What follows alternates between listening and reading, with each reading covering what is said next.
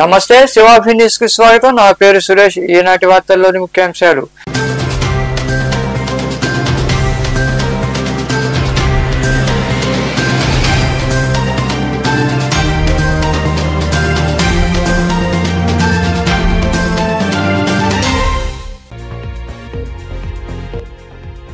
ధ్యానం ద్వారా ప్రశాంతమైన జీవితం. కోట పట్టణంలో శ్వాస మీద ధ్యాస అనే ధ్యాన ప్రక్రియ కార్యక్రమాన్ని ప్రారంభించిన పిరమిడ్ మాస్టర్లు రాఘవేంద్ర, సుబ్బారెడ్డి తదితరులు.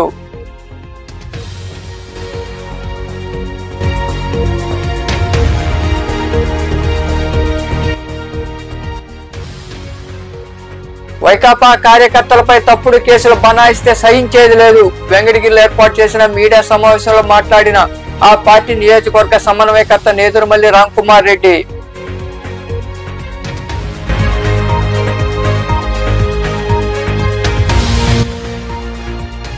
వైభవంగా నారాయణమ్మ గ్రామోత్సవం.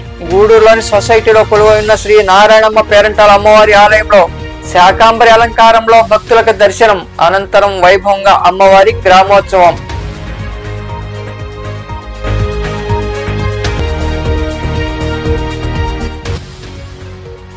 అలగనాథుడికి వైభవంగా పల్లకి సేవ. గూడూరులో కొలువై ఉన్న శ్రీ అలగనాథ స్వామి దేవాలయంలో పగులుపత్తు ఉత్సవాల్లో భాగంగా జరిగిన పూజల్లో పాల్గొని స్వామి అమ్మవార్లను దర్శించుకున్న భక్తులు. మానవ మనుగడ ధ్యానం మార్గం వైపు పయనించడం ద్వారా ప్రశాంతమైన జీవితాన్ని గడిపేందుకు అవకాశం ఉందని పిరమిడ్ మాస్టర్ రాఘవేంద్ర పేర్కొన్నారు. కోట పట్టణంలో 41 రోజుల పాటు పిరమిడ్స్ స్పిరిచువల్ సొసైటీ ద్వారా జరగనున్న శ్వాస మీద ధ్యాస అనే ధ్యాన ప్రక్రియ కార్యక్రమాన్ని వారు ప్రారంభించారు.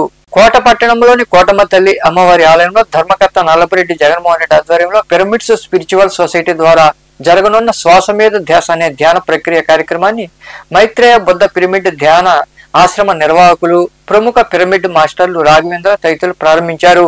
ముందుగా మాస్టర్లు రాఘవేంద్ర, సుబ్బారెడ్డి, బాలసుబ్రహ్మణ్యంలను శాలువాలతో ఘనంగా సత్కరించారు. ఈ సందర్భంగా ధ్యానం ద్వారా కలిగే ప్రయోజనాల గురించి వివరించారు. ఆలయ ప్రాంగణంలో ప్రతిరోజు ఉదయం 6 గంటల నుండి 7 గంటల వరకు జరిగే ఈ ధ్యానాన్ని సద్వినియోగం చేసుకొని మాస్టర్లు వివరించారు.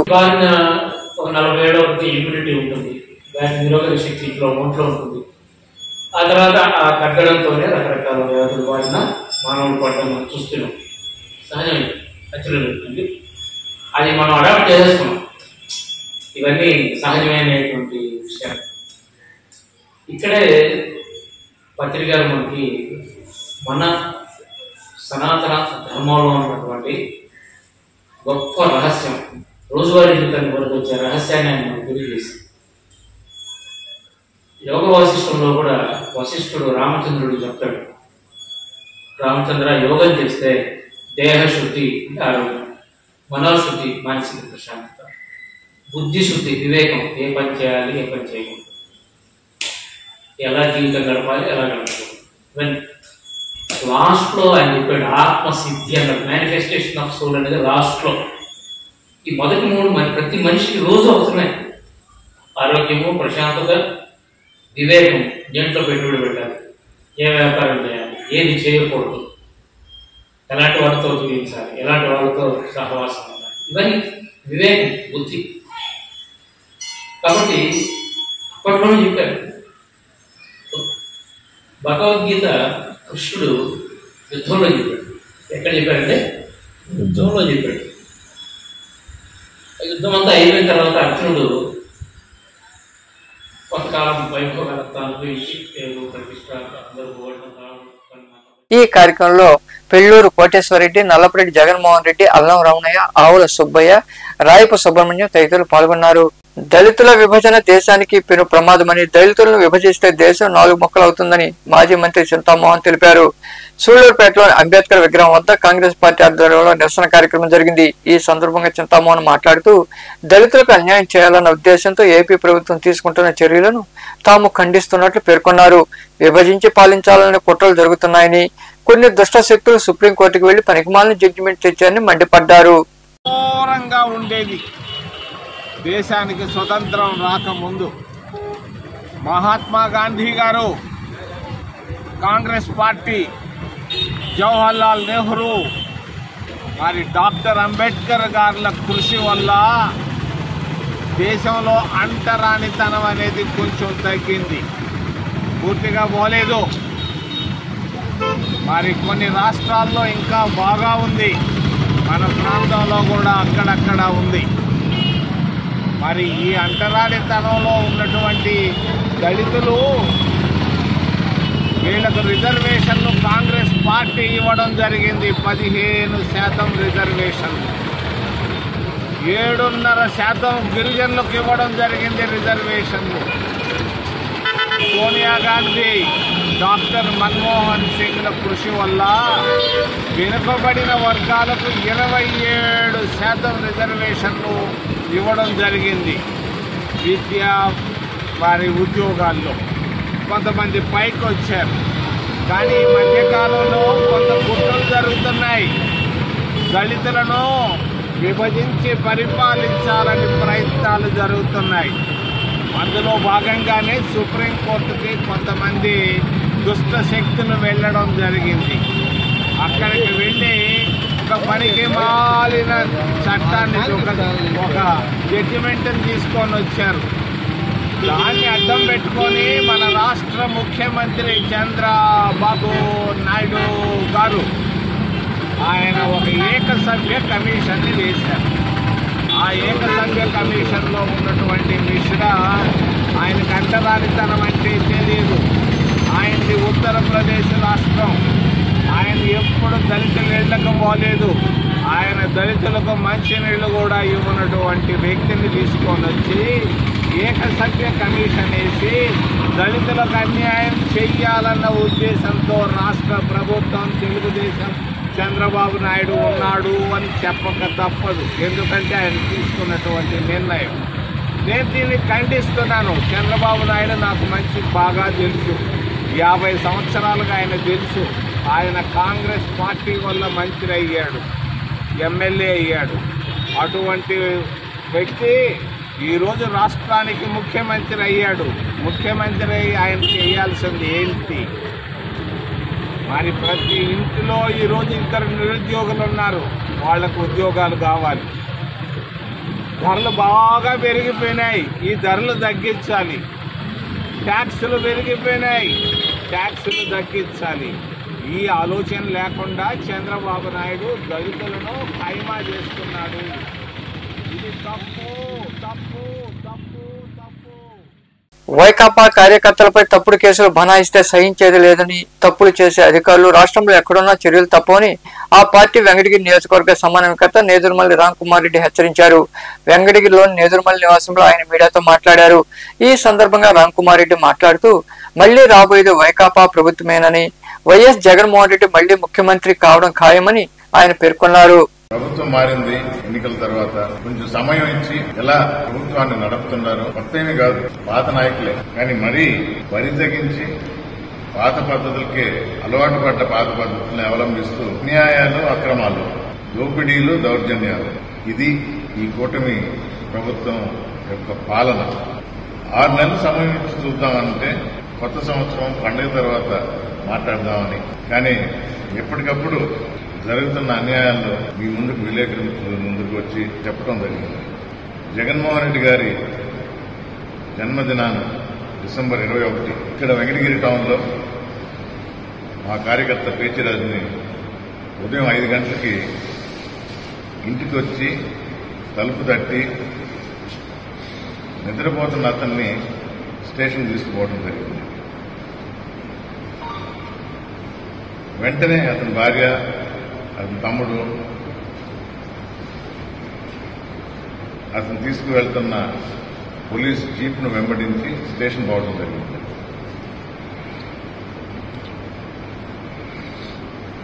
7:30 కల్లా మా నాయకులు కూడా పోలీస్ స్టేషన్ పోయారు. కొందరు విలేకరుల మిత్రులు కూడా ఉదయం వచ్చి స్టేషన్ ముందరే ఉన్నారు. స్టేషన్లోకి ఎవరిని అనుమతించలేదు. పోలీస్ స్టేషన్ ఉండేది ప్రజల కోసం. కొత్త ఒరవడి ఈ కూటమి ప్రభుత్వం. పోలీస్ స్టేషన్ ప్రజల కోసం కాదు అని తెలియజేస్తూ, దీనికి సాక్ష్యం విలేకరులే. మిత్రులు కొందరు లోపలికి పోవడానికి ప్రయత్నించినా లోపలికి అనుమతించలేదు. ఎప్పుడైనా జరిగిందా? విలేకరులు పోలీస్ స్టేషన్ పోకూడదనే ఒక నియమం నిబంధన ఏదైనా ఉందా?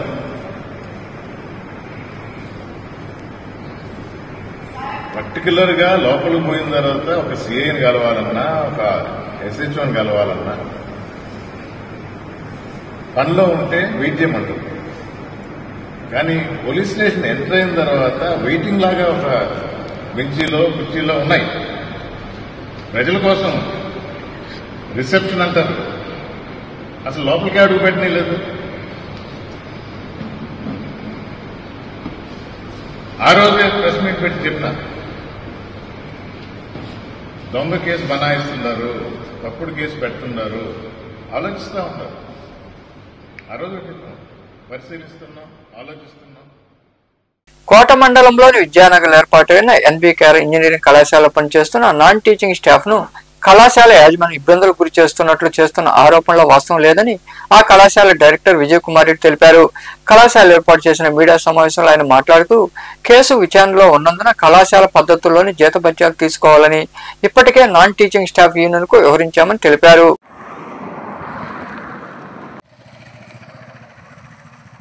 ఎన్బీకేఆర్ ఐఎస్టీలో బోధనేతర సిబ్బంది కొన్ని ఇబ్బందులు పడుతూ ఉన్నట్లుగా ఈరోజు పేపర్లలో వార్తలు ప్రచురితమైన విషయం మాకు తెలిసింది. దీంట్లో నిజాలను మీకు తెలపాలనే ఉద్దేశంతో ఈరోజు కళాశాలలో ప్రెస్ మీట్ ఏర్పాటు చేయడం జరిగింది. కాలేజీ యాజమాన్యము కళాశాల పద్ధతుల ప్రకారము మా గవర్నింగ్ బాడీ నిర్ణయించిన రూల్స్ని ఇంప్లిమెంట్ చేస్తూ జీతభత్యాలను ఇతర సౌకర్యాలను కల్పిస్తూ ఉంది. వీటికి అనుగుణంగా జీతభత్యాలను తీసుకొని సౌకర్యాలను అందుకుంటూ సుమారు 300 మంది ఉద్యోగస్తులు సక్రమంగా పనిచేసుకుంటూ కళాశాల పురోభివృద్ధి కోసం పాటుపడుతూ ఉన్నారు. కొంతమంది బోధనేతర సిబ్బంది గవర్నమెంట్ రూల్స్ ప్రకారము మాకు జీతభత్యాలు ఇవ్వాలా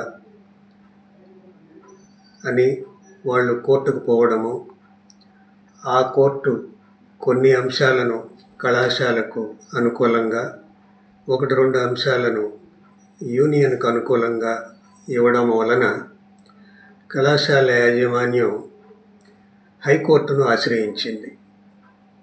హైకోర్టులోనూ నెల్లూరు కోర్టులోనూ ఈ కేసు పెండింగ్లో ఉండి నడుస్తూ ఉంది. కోర్టు పరిధిలో ఈ విషయం ఉంది కాబట్టి అప్పటి వరకు ఓపిక పట్టి కళాశాల నిర్ణయించిన పద్ధతుల ప్రకారము జీతభత్యాలను అందుకోవలసిందిగా యాజమాన్యం ఈ యూనియన్ మెంబర్స్కి తెలపడం జరిగింది. దానికి వాళ్ళు సమ్మతించకుండా ప్రెస్ మీట్లు పెట్టి అనేక సంస్థలకు, యూనివర్సిటీకి, గవర్నమెంట్కి ఇలాంటి కంప్లైంట్స్ పంపించడం వల్ల అది కళాశాలకు పురోభివృద్ధి చెందడానికి ఆటంకం కలిగిస్తుందే తప్ప మరేది కాదు. అందువల్ల మేము ఈ నాన్ టీచింగ్ స్టాఫ్ యూనియన్ మెంబర్స్కి విన్నపం చేయడం ఏమిటి అంటే, కళాశాల యాజమాన్య కళాశాల నిబంధనల ప్రకారము మీకు రావాల్సిన జీతభత్యాలు. గూడూరు పట్టణంలోని సొసైటీలో కొలువై ఉన్న శ్రీ నారాయణమ్మ పేరంటాలు అమ్మవారి ఆలయంలో ఏడాది పండుగ సందర్భంగా అమ్మవారిని విశేషంగా అలంకరించి ప్రత్యేక పూజలు చేశారు.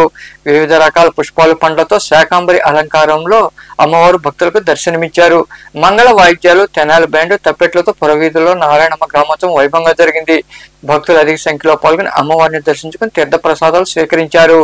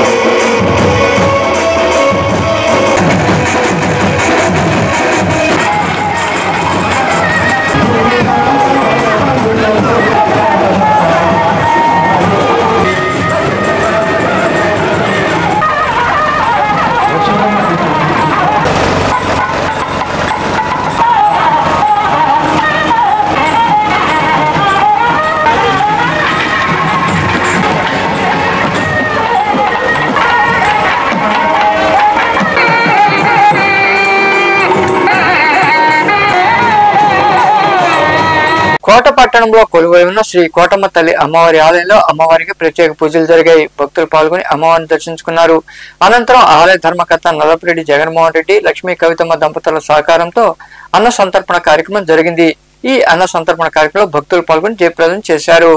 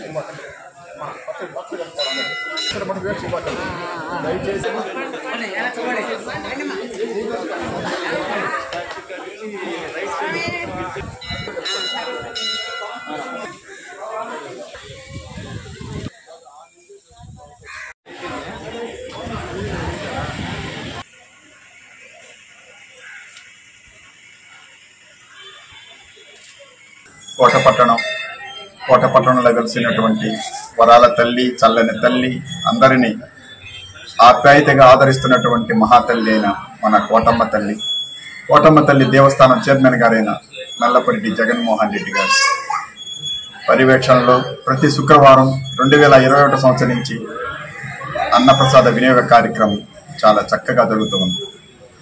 ఈనాటి దాతలు దేవస్థానం చైర్మన్ గారైన నల్లపురెడ్డి జగన్మోహన్ రెడ్డి గారు దంపతులు, వారి యొక్క దాతృత్వంతో ఈరోజు ఈ కార్యక్రమం ఏడాది పండగ అయినా ఎక్కువ మంది భక్తులు వచ్చిన కారణంగా అందరికి కూడా మన గారు దగ్గరుండి అందరికీ ఏర్పాటు చేయడం జరిగింది.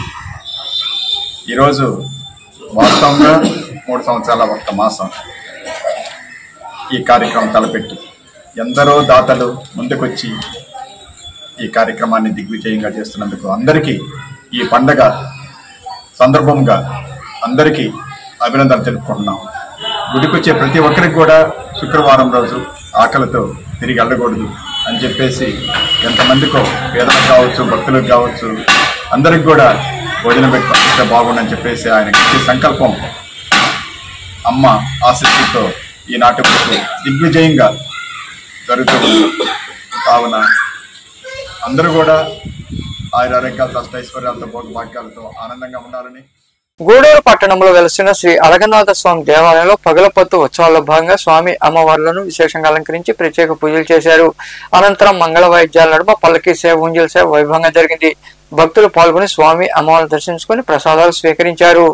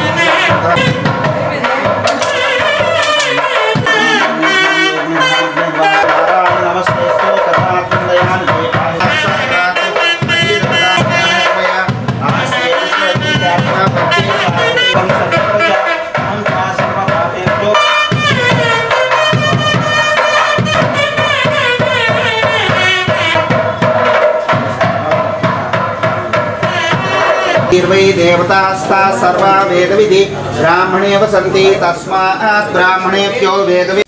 వార్తలు ముగించే ముందు ముఖ్యాంశాలు మరోసారి.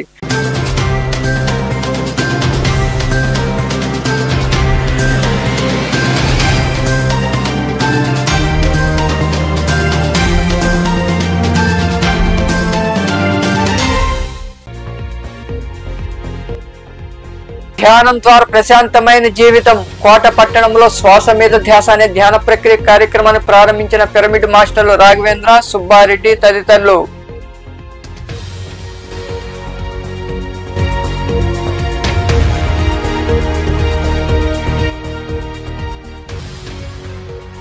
వైకాపా కార్యకర్తలపై తప్పుడు కేసులు బనాయిస్తే సహించేది లేదు. వెంకటగిరిలో ఏర్పాటు చేసిన మీడియా సమావేశంలో మాట్లాడిన ఆ పార్టీ నియోజకవర్గ సమన్వయకర్త నేదురుమల్లి రామ్ కుమార్ రెడ్డి.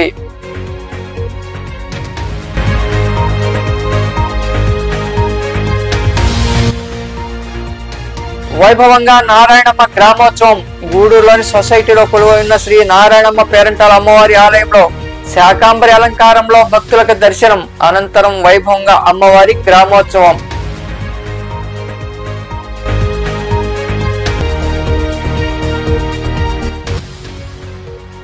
అలగనాథుడికి వైభవంగా పల్లకి సేవ. గూడూరులో కొలువై ఉన్న శ్రీ అలగనాథ స్వామి దేవాలయంలో పొగులుపత్తు ఉత్సవాల్లో భాగంగా జరిగిన పూజల్లో పాల్గొని స్వామి అమ్మవార్లను దర్శించుకున్న భక్తులు.